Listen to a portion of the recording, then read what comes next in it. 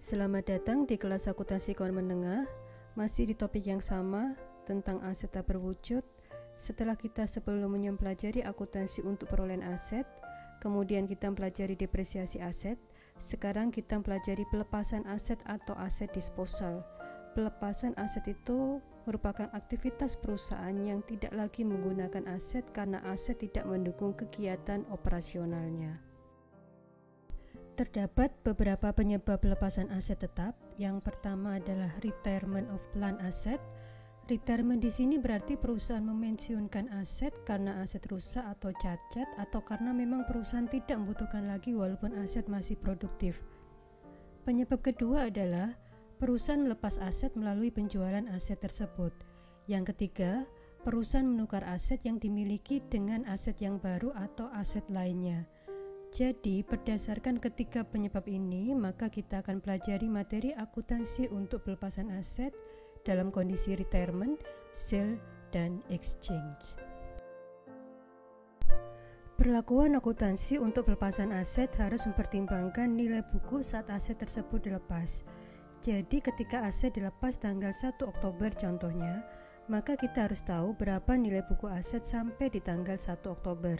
Hal ini berarti kita harus tahu berapa nilai akumulasi penyusutan sampai di tanggal 1 Oktober, karena kan nilai buku dihitung dari kos dikurangi akumulasi depresiasi.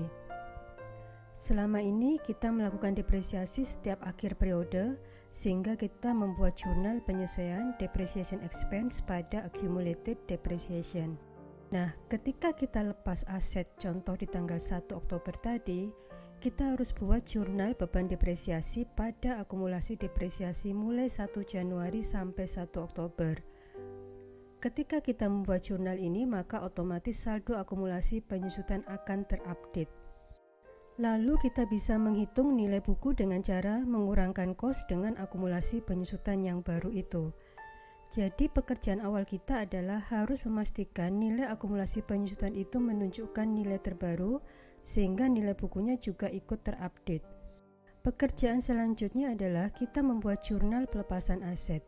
Jika kita melepaskan aset, berarti aset tersebut berkurang. Aset berkurang di sebelah kredit, sehingga ketika kredit aset yang kita lepas, debitnya adalah akumulasi penyusutan untuk aset itu. Karena kita tahu, akumulasi penyusutan adalah akun yang melekat pada aset sebagai kontra account. Jadi jika kita hilangkan asetnya, maka akumulasinya juga ikut kita hilangkan dengan cara di debit. Ini perlakuan dasar untuk pelepasan aset. Transaksi pelepasan aset bisa memunculkan keuntungan atau kerugian pelepasan aset, sehingga pasti ada akun lain yang terlibat. Materi ini akan kita bahas lebih detail selanjutnya. Di video ini kita mulai bahas pelepasan aset karena retirement atau aset dipensiunkan oleh perusahaan. Ketika aset dipensiunkan, aset tidak dijual oleh perusahaan, aset tidak ditukar oleh perusahaan dengan aset lain, jadi cukup aset dipensiunkan, sehingga perusahaan tidak menerima kas dari transaksi ini, sehingga perusahaan cukup menjurnal pelepasan aset dengan mendebit akumulasi penyusutan dan mengkredit aset tetap berwujud yang dipensiunkan. Jadi inilah jurnal pelepasan aset. Ingat, seperti yang sudah saya bahas sebelumnya, pastikan dulu kita sudah memperbarui nilai akumulasi penyusutan sebelum kita buat jurnal ini. Kita bahas contoh soal di sini. Perusahaan memensiunkan printer di mana kos printer adalah 32.000 euro, dan soal juga sudah menyediakan informasi nilai akumulasi depresiasi terbaru sampai tanggal pelepasan aset yaitu 32.000 euro. Berarti jurnal pelepasan aset adalah accumulated depreciation equipment pada equipment sebesar 32.000 euro. Jika kita lihat contoh tadi, aset dilepas ketika sudah penuh didepresiasi sebesar kosnya.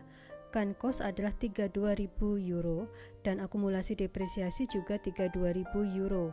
Berarti peralatan sudah didepresiasi penuh. Sekarang pertanyaannya, bagaimana jika ada kondisi seperti ini di mana secara catatan akuntansi aset didepresiasi penuh, tapi aset masih digunakan oleh perusahaan? maka akuntan tidak perlu menjurnal pelepasan aset. Aset dan akumulasi penyusutan tetap dilaporkan di laporan keuangan. Akuntan tidak perlu membuat jurnal penyusean. Akuntan tidak perlu juga membuat jurnal perubahan estimasi seperti yang sudah kita pelajari di video sebelumnya. Karena nilai kos alat sudah didepresiasi penuh, maka kita tidak boleh melakukan depresiasi lagi walaupun aset masih digunakan. Karena kalau kita melakukan depresiasi, akumulasi akan bertambah dan pastinya nilai akumulasi akan lebih tinggi daripada nilai kosnya, dan ini tidak diperbolehkan. Berarti ya laporan keuangan bertahan di angka akumulasi depresiasi terakhir dan kos terakhir, atau dengan kata lain, laporan keuangan bertahan di nilai buku 0 itu sampai aset dilepas. Di contoh tadi kita membahas aset didepresiasi penuh ketika dilepas. Lalu bagaimana jika aset dilepas ketika tidak didepresiasi penuh? Kondisi ini terjadi biasanya aset rusak atau cacat. Berarti kita akan mengakui adanya kerugian pelepasan aset. Dan ketika dilepas dalam kondisi ini, aset tidak dijual sehingga perusahaan tidak menerima kas. Contohnya, harga perolehan peralatan adalah 18.000 euro dan akumulasi depresiasi bersaldo 14.000 euro ketika aset dilepas. Oleh sebab itu, kita kredit equipment sebesar kosnya yaitu 18.000 euro. Selanjutnya, kita juga hilangkan akumulasi depresiasi dengan cara mendebit akumulasi depresiasi sebesar 14.000 euro. Berarti selisihnya itu adalah loss atau pelepasan aset atau loss on disposal of plant asset sebesar 4.000 euro. Perusahaan melaporkan loss on disposal ini di laporan laba rugi di bagian pendapatan dan beban lain-lain. Sekarang kita buat contoh lebih komprehensif. Perusahaan membeli peralatan pada tanggal 1 Januari 2019 dengan harga perolehan peralatan sebesar $100.000. Peralatan diestimasi memiliki umur ekonomis 5 tahun dan tidak memiliki nilai sisa. Belum sampai di tahun kelima, perusahaan memensiunkan alat itu di tanggal 1 April 2022. Perusahaan menggunakan metode garis lurus. Berarti kita buat jurnal pelepasan asetnya di tanggal 1 April 2022. Tapi seperti yang sudah kita bahas sebelumnya, sebelum kita buat jurnal pelepasan aset, kita harus update dulu nilai akumulasi penyusutan. Alat itu diperoleh pada tanggal 1 Januari 2019, berarti di tanggal 31 Desember 2019 kita buat jurnal penyusean depreciation expense pada accumulated depreciation sebesar depreciable cost dibagi 5 tahun. Karena tidak ada nilai sisa, berarti depreciable cost adalah $100.000. Kita bagi $100.000 dengan 5 tahun, berarti depresiasi per tahun adalah $20.000. Kita jurnal ini setiap tahun sampai tahun 2021. Berarti di tanggal 31 Desember 2021, saldo akumulasi penyusutan adalah $20.000 kali 3 tahun, karena kan alat dipakai mulai 2019 sampai 2021. Jadi saldo akhir adalah $60.000.